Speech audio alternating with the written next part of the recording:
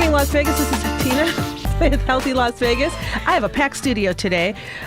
We are talking with Golden Age Boxing, but I have my friends from Veterans Talk and Veterans Transition, Life After Active Duty. Yes. So Shelbe Schlosser is with Golden Age Boxing, Ava Sakari is with Life After Active Duty, and Jim Littner is with Veterans Talk Radio. We are going to be discussing today Golden Age Boxing, and it's for brain health and what differentiates it from other exercise programs and how it can function and help people out there in the community. Good morning, Shelbe.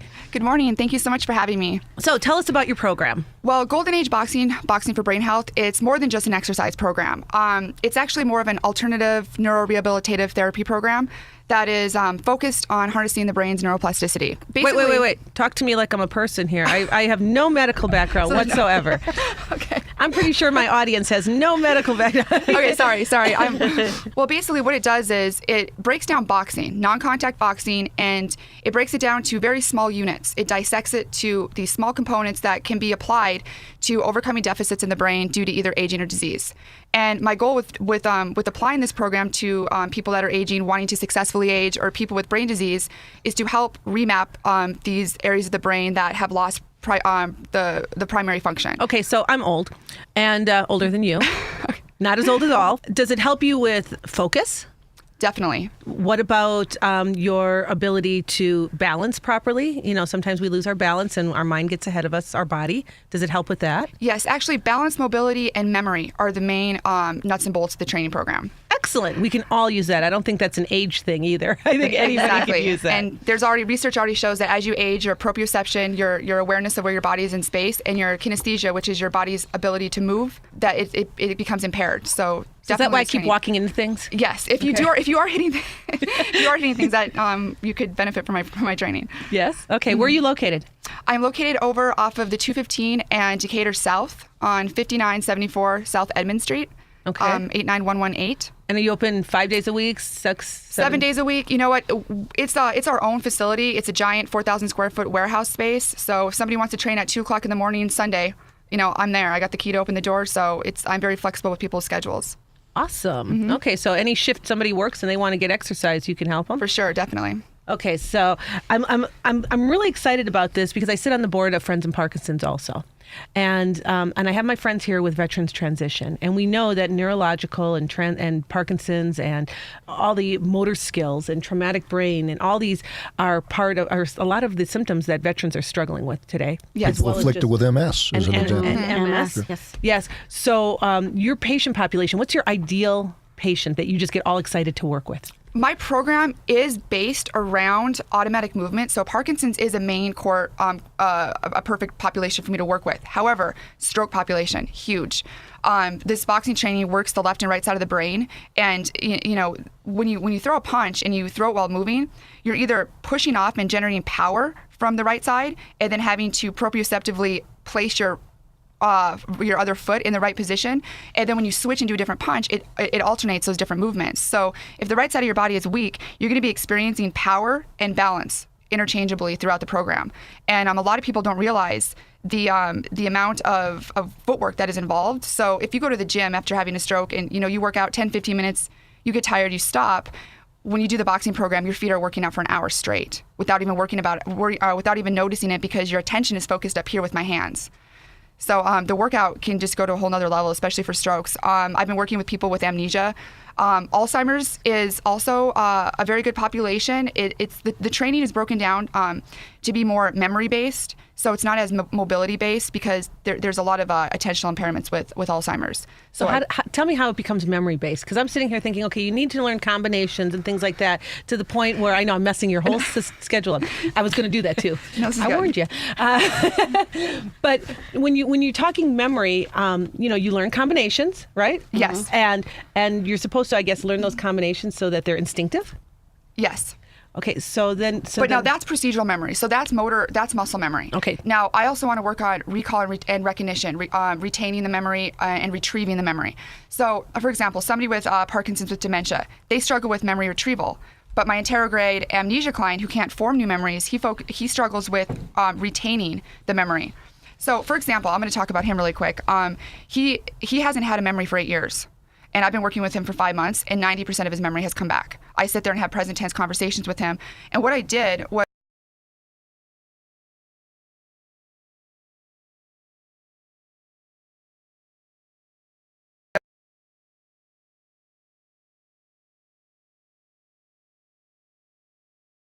stories are action-based.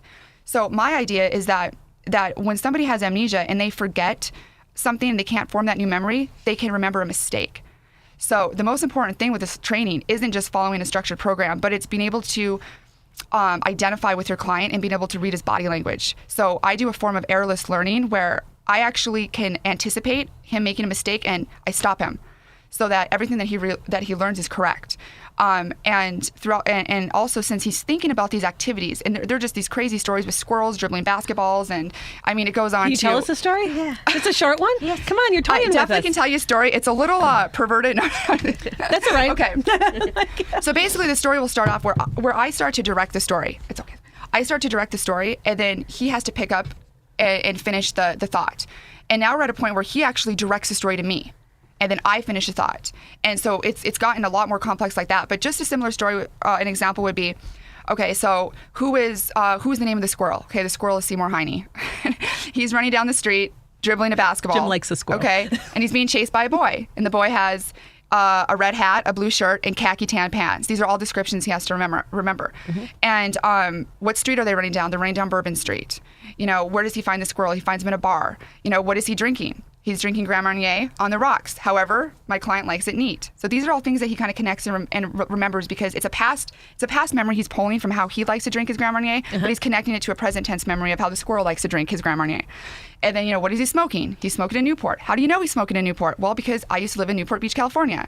Then, you know, what is the squirrel wearing around his neck? Beads. Why is he wearing beads? Because he's in New Orleans. Mardi Gras beads. What color are they? They're purple. Why are they purple? Because Prince likes purple and Prince is from New Orleans. And then we'll say 1, 2, 3, and he'll start singing Purple Rain. Okay, next thing you know, they jump on a cruise ship and they run into, and he has to tell me a beaver.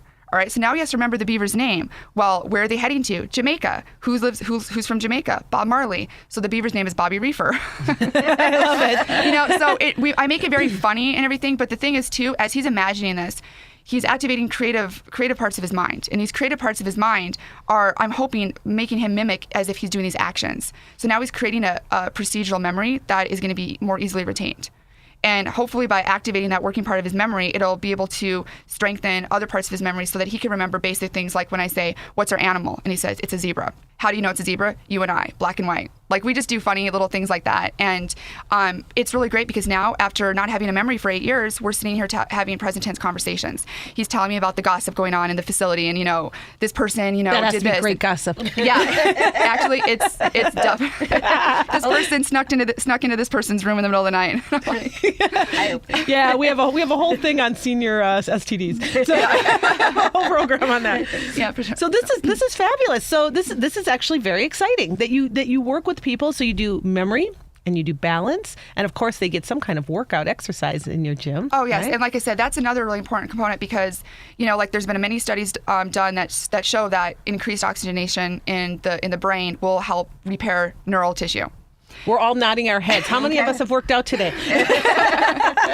But, good job, Jim. Yeah, and I would like to actually quickly make another point about PTSD.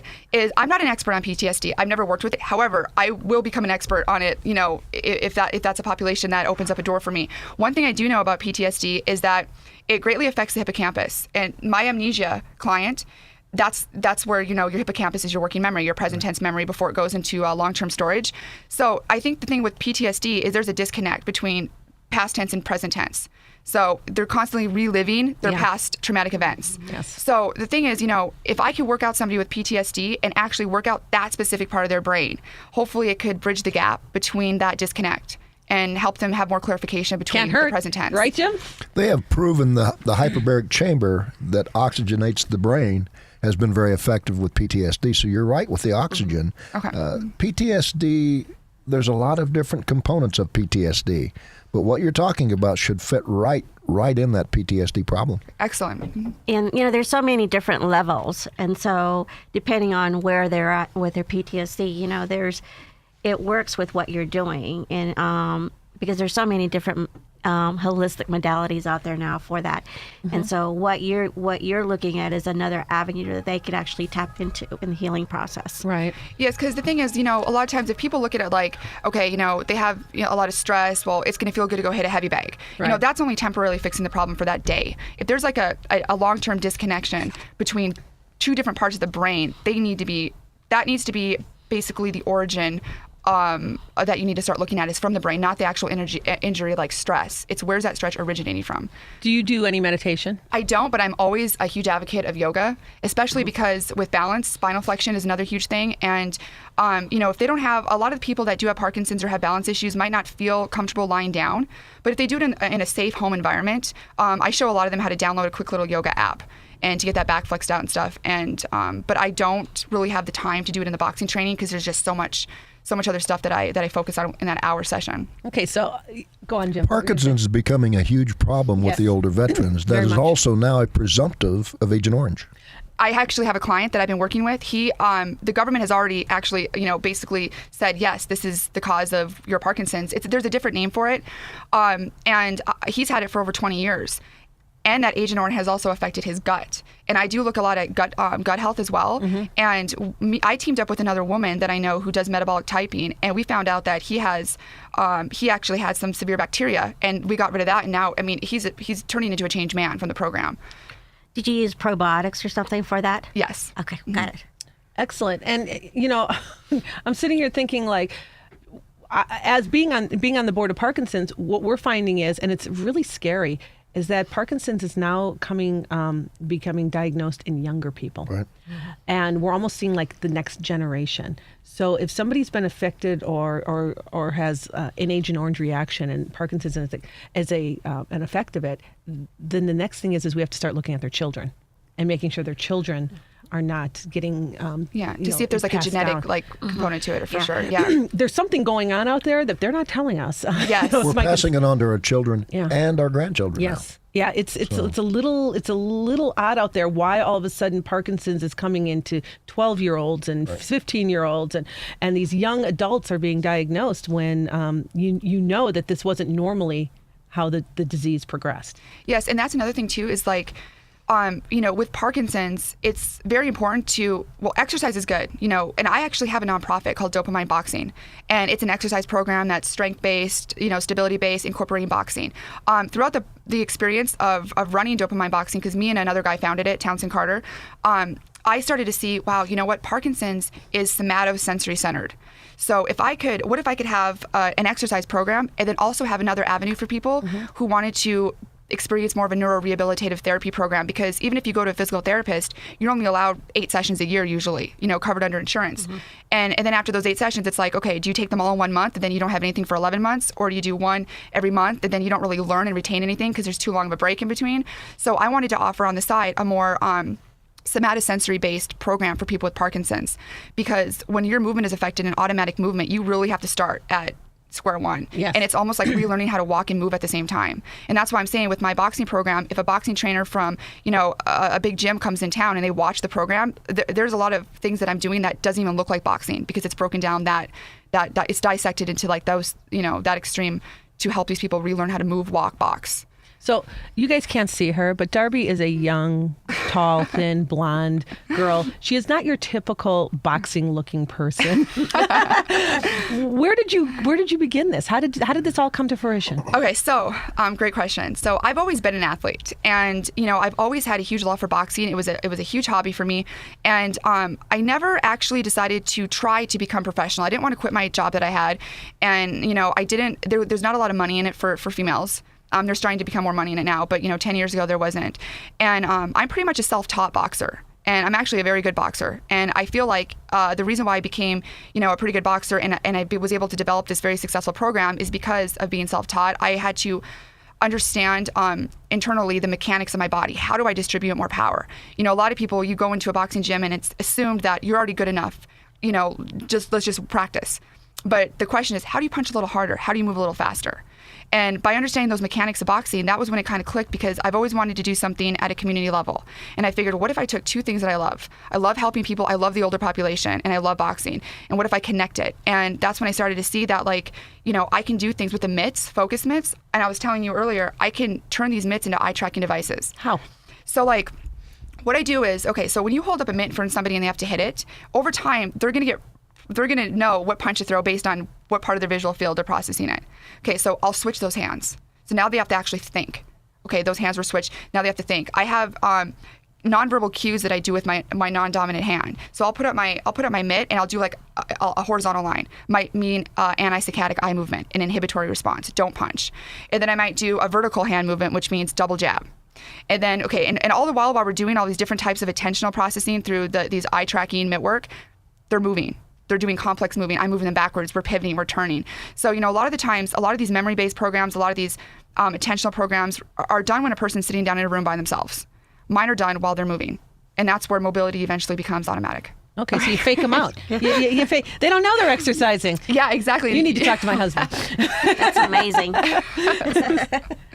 So you're not a formally trained boxer. No. Are you formal in the medical field? I know I'm getting down to it. I'm asking the complicated questions.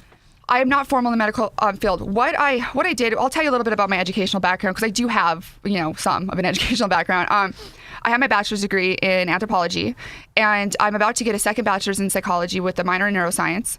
And I want very badly to go and get my PhD in neuroscience, because that's what I want to do. I want to actually start running research studies.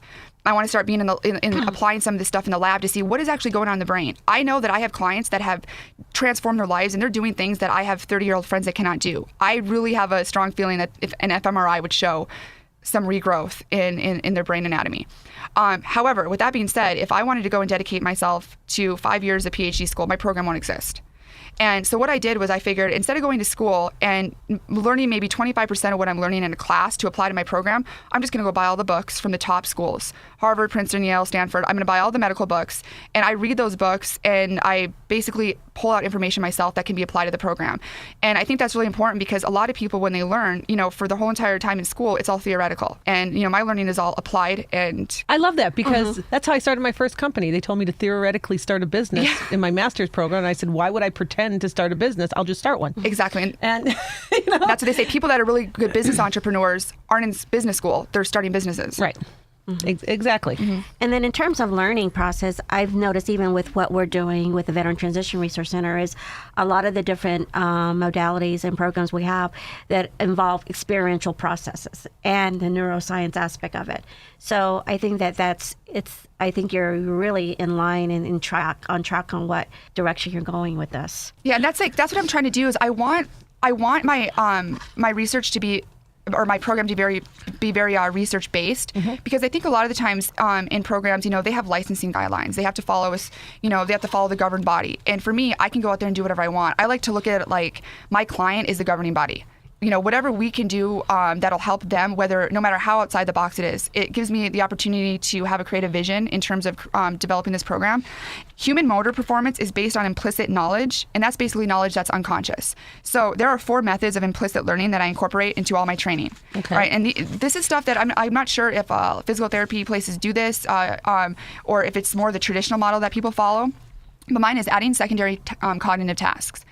My program never plateaus. There's always different tasks. I have them doing math problems. I have them doing, auditory cues that all of a sudden just redo the entire direction of the program. Now they have to move diagonally backwards, and they have to do a completely different combination, all the while keeping in their boxing stance, which basically is their center of mass at an equilibrium while their base of support is moving.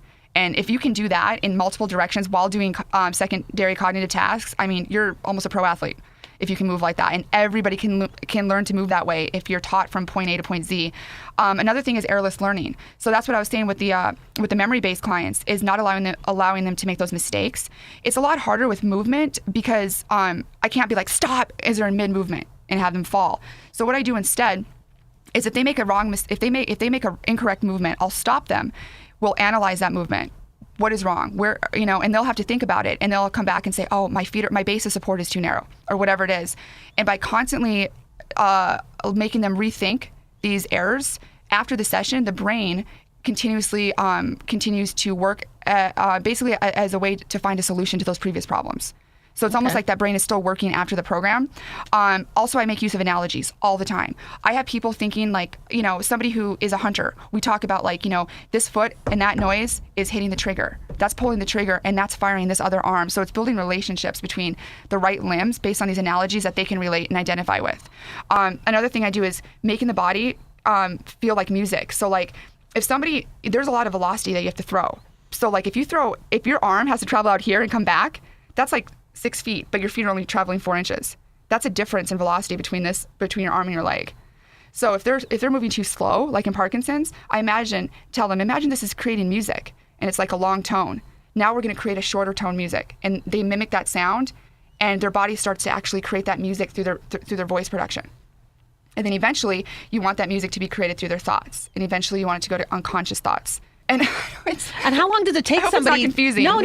Okay. This is How long does it fascinating. take somebody, on average? Okay, on average, to go from struggling to walk and having gait issues, to being able to have a normal gait and be able to basically have a conversation at the same time, to where all their concentration isn't on the actual gait. It differs from individual to individual. On average, I see people, I can start to see changes within the first few minutes, because a huge thing is confidence.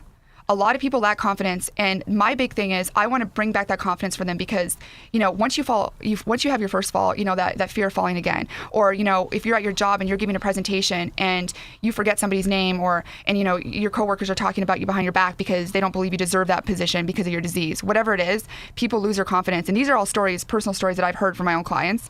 And when they get into that boxing gym, it's a safe environment, but it's challenging.